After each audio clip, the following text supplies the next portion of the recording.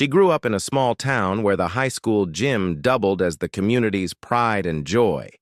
Friday night lights meant football, but for her, the only lights that mattered were the ones buzzing overhead in the stuffy wrestling room she snuck into after cheerleading practice. While other girls her age worried about homecoming dresses, she worried about her dad's VA benefits running out and whether the old pickup truck would start in the morning. Her father, and a former Army staff sergeant with a bad knee and a worse attitude about the world, had raised her alone since she was 6. He never coddled her. When she fell off her bike, he made her get back on. When boys pushed her around in middle school, he taught her how to block and pivot. "You're not fragile," he'd say, handing her a wrench instead of a doll. She learned early that the world would underestimate her, and she learned to use that to her advantage. By the time she was a junior, she was helping him rebuild the engine of that old truck, her hands permanently stained with grease. She was strong, but more importantly, she was stubborn. The military recruiters started calling when she turned 17. The Army guy offered her a signing bonus. The Navy guy showed her pictures of foreign ports. But when the Marine gunnery sergeant walked into her economics class, something clicked. He wasn't selling adventure. He was selling a challenge. He talked about the crucible, about the discipline, about the brotherhood. He looked directly at her when he said, "Some people just aren't cut out for it." She took it personally. That afternoon, she told her dad she was enlisting. He just nodded, a flicker of pride in his tired eyes, and said, "Don't come back whining." She reported to Marine Corps Recruit Depot, Paris Island, on a humid summer morning. The yellow footprints painted on the pavement were her first test. As she stepped onto them, a drill instructor's voice ripped through the air, so loud and close it felt like physical impact. From that moment on, she was no longer a civilian.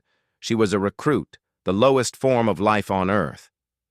The first few weeks were a blur of screaming, push-ups, and deliberate humiliation designed to strip away individuality.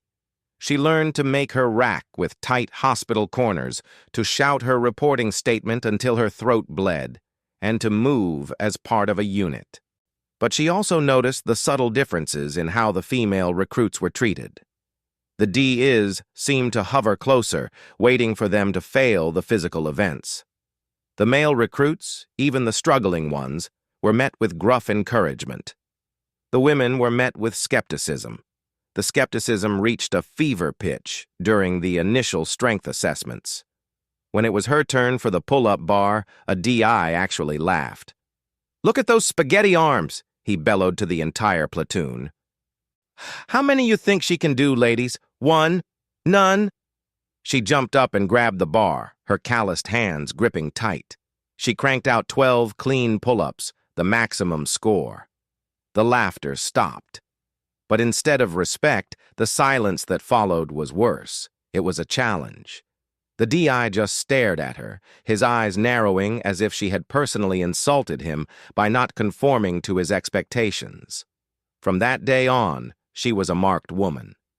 The whispers followed her to the chow hall, to the squad bay, to the sanitation pit. "She thinks she's tough," they said. The male recruits kept their distance, not out of respect, but out of the awkwardness of not knowing how to treat a female who could outlift most of them.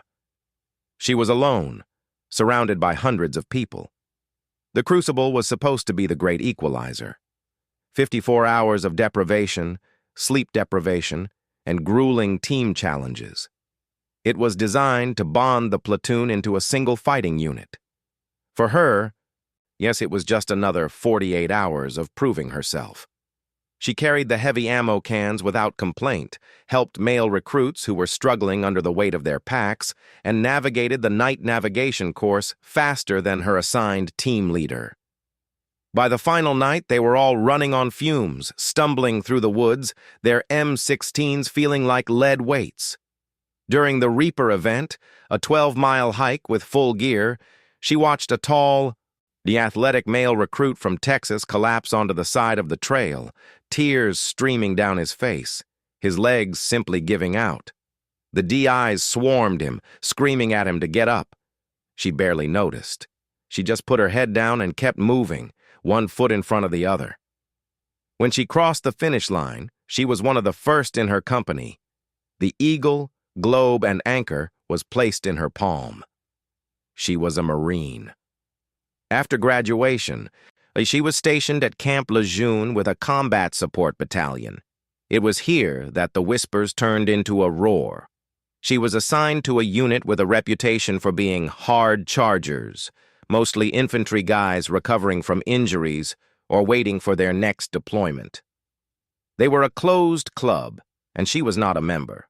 The staff sergeant, a man named Kowalski with a chest full of medals and a chip on his shoulder the size of a tank, made his opinion clear on day one.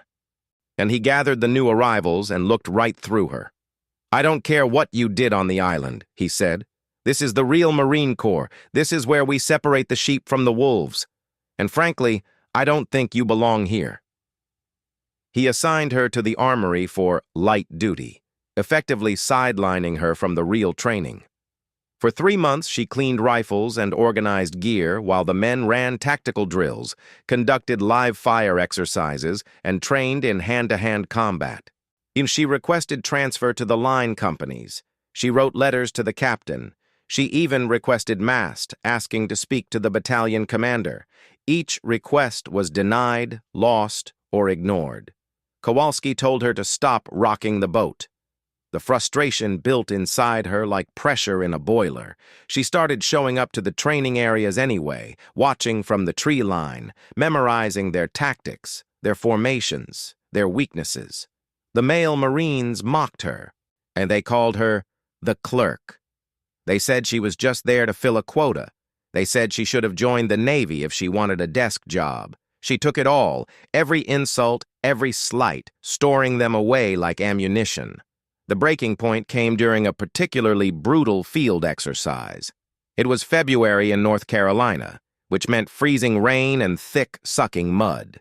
The unit was running a simulated ambush reaction course. She was still confined to the base camp, helping with logistics.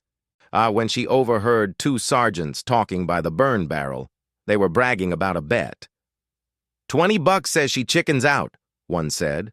40 says she drops the first time she gets hit, the other replied.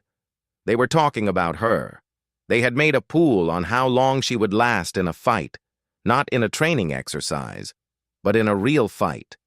They genuinely believed that the moment she faced physical adversity from a male opponent, she would quit, cry, or run. That night, lying in her sleeping bag, the cold seeping through the canvas, she decided she was done being a spectator. She was going to make them eat their words. The next morning, she put on her camis, walked straight past the armory, and joined the company forming up for the combative pits. Kowalski saw her and stormed over, his face red with anger. "What the hell do you think you're doing? Get back to the armory now." She stood her ground, her voice steady. "Staff Sergeant, I am a Marine rifleman, and I am requesting permission to train with my unit." The other Marines stopped what they were doing, the silence heavy. Kowalski looked like he might physically remove her, but the captain, a young officer just out of Quantico, appeared behind him. "Let her stay," the captain said quietly. "Let's see what she's got." Kowalski had no choice but to obey, but the smirk on his face said everything. He was going to enjoy this. And the combative pits were exactly that, pits of sand and mud where Marines practiced hand-to-hand combat based on the Marine Corps martial arts program. It was controlled, but it was brutal. They paired up by weight and height, but on this day the dynamics were different. She was paired with a private first class, a lanky kid from Ohio who outweighed her by 40 pounds. He was hesitant, afraid of hurting her. She attacked first, using leverage and speed, sweeping his leg and putting him in a blood choke in under 30 seconds. The pit fell silent. Kowalski's smirk disappeared. He walked over, his jaw tight. "Lucky," he spat. "You're with me." The announcement sent a ripple through the assembled Marines. Staff Sergeant Kowalski was a known quantity, a former martial arts instructor, a man who lived for the controlled violence of the pits. He stripped off his blouse and boots, moving into the sand in his skivvy shirt and boots. But he was built like a fire hydrant, thick-necked and confident. He didn't even bother to stretch. He just cracked his neck and beckoned her forward with 2 fingers, a gesture of pure contempt. The other Marines formed a tight circle around the pit, the unspoken rules of the Corps taking over. This wasn't just training anymore. This was a verdict. The first 30 seconds were a masterclass in patience. He circled, she circled, he jabbed, she blocked. He was testing her, looking for the flinch, the tell, the moment of fear. She gave him nothing. Her eyes never left his. Then he shot in for a double-leg takedown, a classic move designed to use mass and momentum to drive an opponent into the ground. He expected her to crumble. Instead, she sprawled, dropping her hips and driving her weight down onto his back, forcing his face into the grit. He grunted in surprise. She had neutralized his attack. For a split second, he was vulnerable, his head down, his position compromised. She could have taken his back, but she let him up. She wanted him to know it wasn't luck. He came at her again, this time with a wild haymaker punch, angry and undisciplined. She slipped inside it, her body moving on instinct born of 1,000 repetitions in that small-town wrestling room. She grabbed his arm, pivoted, and used his own momentum to throw him off balance. He stumbled, catching himself before he fell. The crowd murmured. The invincible staff sergeant was stumbling. So Kowalski's face flushed a deep, dangerous red. He charged, abandoning all technique for pure aggression. He wrapped his arms around her waist, trying to crush her with sheer strength. She let him, waiting for the exact moment, then dropped her weight, cupped his chin, and executed a perfect guillotine choke. His eyes went wide as the pressure cut off his air and blood. For a terrifying moment, time stopped. The entire company watched as their toughest staff sergeant struggled in the grip of the woman they had dismissed as a clerk. His hands clawed at her forearm, his boots kicked uselessly in the sand. He had maybe 10 seconds before he went unconscious. The captain stepped forward, his hand raised. "Fight's over," he said calmly. She released the hold immediately. Kowalski slumped forward, gasping, coughing, spitting sand. He wouldn't look at her. He couldn't. She stood up, her chest heaving, on her knuckles raw, and walked out of the pit without a word. The silence was so complete you could hear the wind. The news spread through the battalion like wildfire. By evening, chow, everyone knew. The female PFC tapped out Kowalski. The whispers changed tone. It wasn't mockery anymore, it was disbelief mixed with a grudging, confused respect. But Kowalski wasn't done. The next day, he pulled her aside. His eyes were bloodshot, his pride still bleeding. "You got lucky in the sand," he hissed. That was play fighting. Real fighting is different." He told her about the unofficial tradition in the battalion, the smoker. It was a bare-knuckle, no-rules brawl, usually held in the motor pool after hours, a way for Marines to settle scores and prove toughness. It wasn't authorized, but it was tolerated. He was challenging her to a real fight, and he was stacking the deck. The word came down the grapevine. Kowalski wasn't coming alone. He was bringing 4 of his buddies, and all senior enlisted, all with something to prove. They were going to teach her a lesson she wouldn't forget. It wasn't about a fair fight anymore. It was about humiliation. They wanted to break her, to send her crying to the chaplain, to prove that a woman had no place in their world. She had a choice. She could report them, file a complaint, and end her career as a pariah, the rat who couldn't handle the heat. Or she could show up. She could walk